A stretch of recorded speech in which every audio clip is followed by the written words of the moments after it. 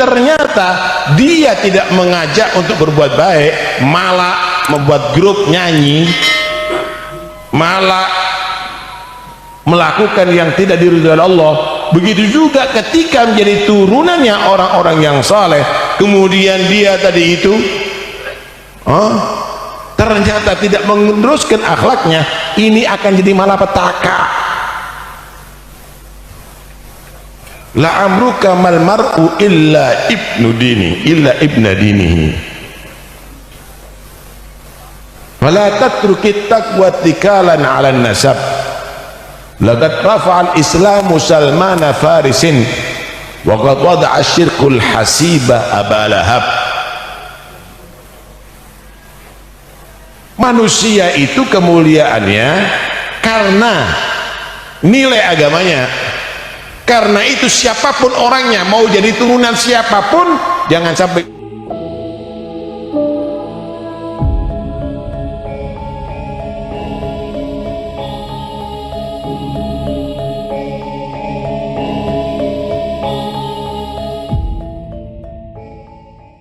warahmatullahi wabarakatuh.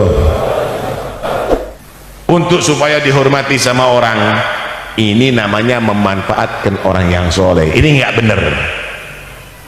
Ini yang nggak bener, ya nggak bener.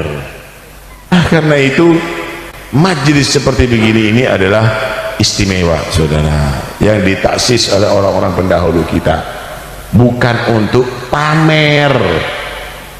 Pamer nih datuk saya nih, bukan. Ini justru untuk ngingetkan ente, cucunya kamu, muridnya, nih guru kamu, nih datuk kamu, kamu harus seperti mereka, kamu harus seperti dia, ikuti akhlaknya, ikuti ilmunya. Udah tahu datuknya alim, nggak belajar. Udah tahu datuknya misalnya soleh, nggak jadi orang yang soleh. Udah tahu datuknya istiqomah, dia nggak istiqomah, berantakan ibadahnya. Ini adalah paling mengecewakan. Kira-kira seorang guru punya murid males, nggak pernah apal, nggak pernah patuh, banyak melanggar, ini murid yang mesakat ini, Pak. Cucu juga begitu. La in fakharta bi aba'in dawi syaraf lagas sadaqta walakin bi'sa ma waladu. Jangan-jangan datuknya yang patut dibanggakan, anak cucunya atau murid-muridnya adalah orang yang mengecewakan mereka. Punya anak jadi jenderal, punya anak jadi jenderal juga. Bapak bangga dengan anak, anak bangga dengan bapak, pantas enak jadinya. Bapak jenderal, anaknya bandar narkoba, ngejlok, Pak. Dia bangga dengan bapak, iya, tapi bapak kecewa dengan anak. Begitulah juga bapak soleh, anak teruskan jadi anak yang soleh. Bapak wali, teruskan. Bapak istiqomah, teruskan. Inilah perlunya hal itu, bukan untuk bangga-banggaan, tapi itu adalah untuk mengingatkan. Ikhwani yang dirahmati oleh Allah Subhanahu wa ta'ala, alhasil kita harus benar-benar menyadari bahwa tidak ada kemuliaan yang gratis yang Allah berikan. Tidak ada. Kalaupun itu kenikmatan yang diberikan anugerah oleh Allah, itu harus ada tuntutan, yaitu disyukuri. Kalau tidak disyukuri, maka kenikmatan itu akan menjadi malapetaka karena mengkufuri nikmat Allah. Wala in kafartum inna adabi lasyadid. Contoh, kamu dijadikan anak cucu kiai-kiai, ulama-ulama yang soleh, itu kenikmatan dari Allah.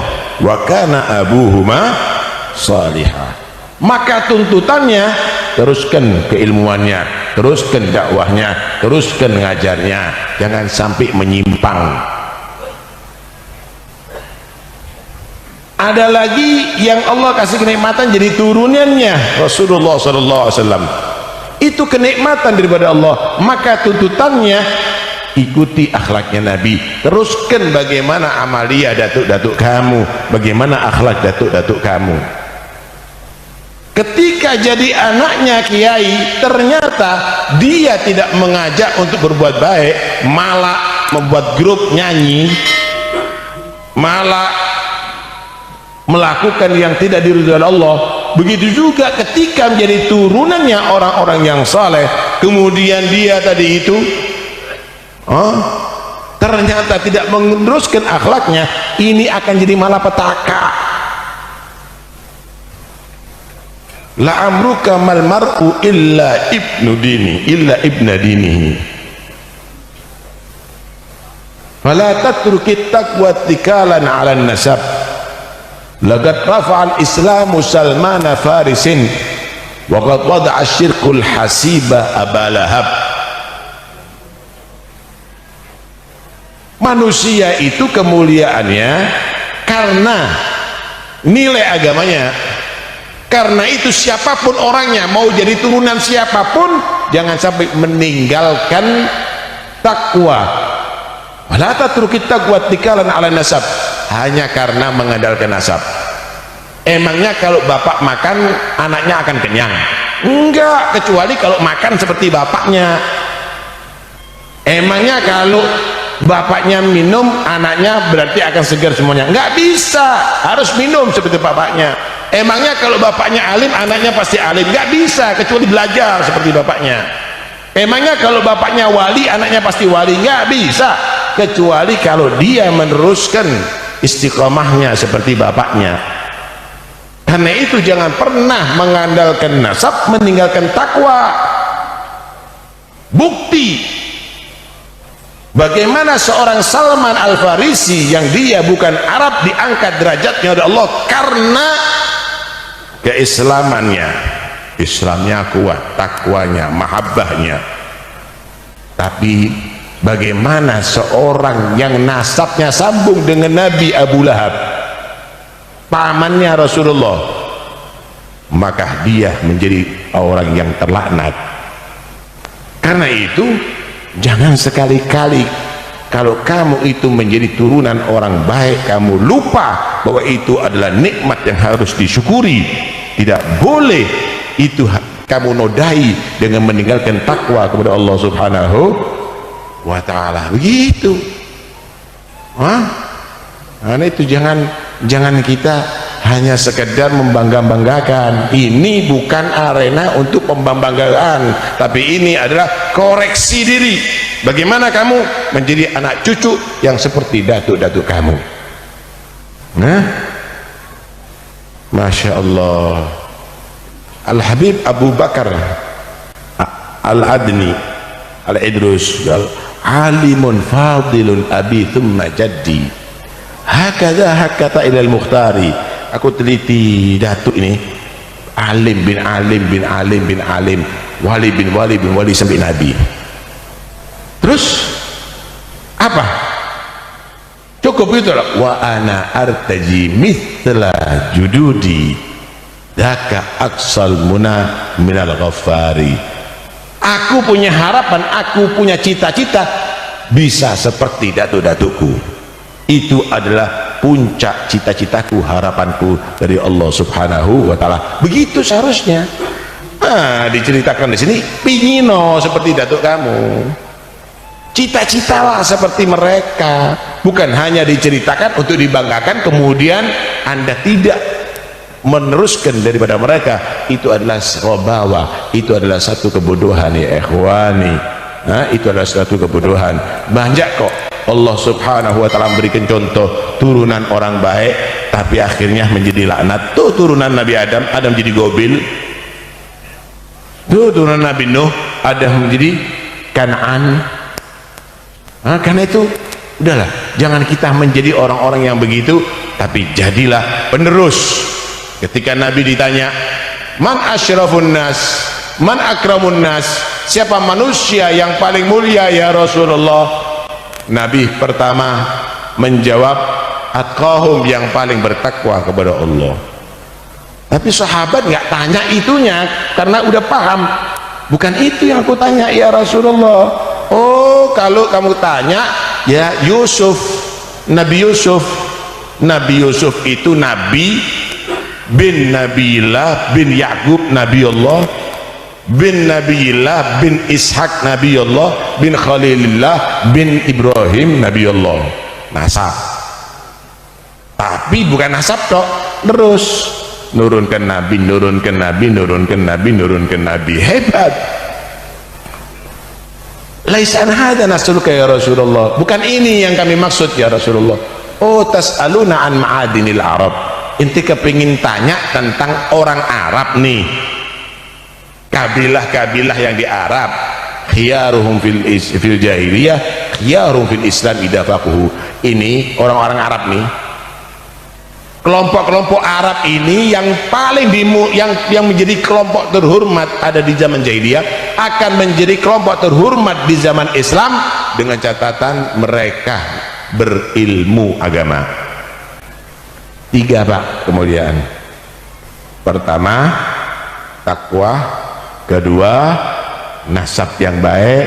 Ketiga, ilmu. Alhamdulillah, ini Habib Muhammad bin Tahir Ba'bud nasabnya bagus, kemudian takwa, kemudian ilmu. Tuh lihat bagaimana,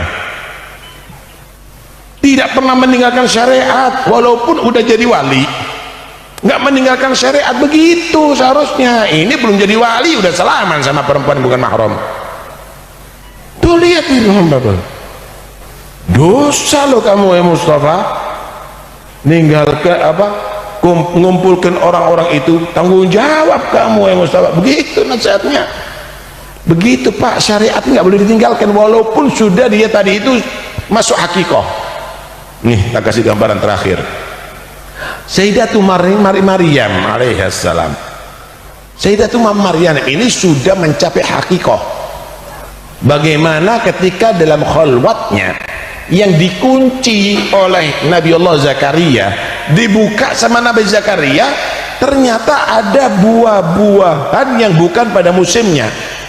Sayyidatu Maryam ini nggak pernah ke pasar, nggak ada orang lain yang ngirimkan makanan di khalwatnya kecuali Nabi Zakaria.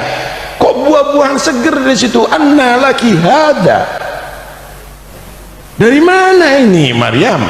Buah-buah ini dari Maryam. Qalat huwa min indillah, ini langsung dari Allah kiriman. Innallaha yarzuqu man yasha'u bighairi hisab. Sesungguhnya Allah tadi itu memberikan rezeki dengan tanpa susah payah. Duduk di khalwatnya, buahnya datang tanpa ada orang yang ngirim dan tidak pada musimnya. Ketika Sayyidatuna Maryam ini hamil Nabi Isa dan beliau melahirkan Nabi Isa, beliau tidak berdaya saat itu, perlu mengkonsumsi makanan, dan ada di samping pohon kurma udah kering. Maka Allah merintahkan apa? Nggak dikirim sama Allah. Wa huzzi ilaiki bijid'in nakhlah. Wa huzzi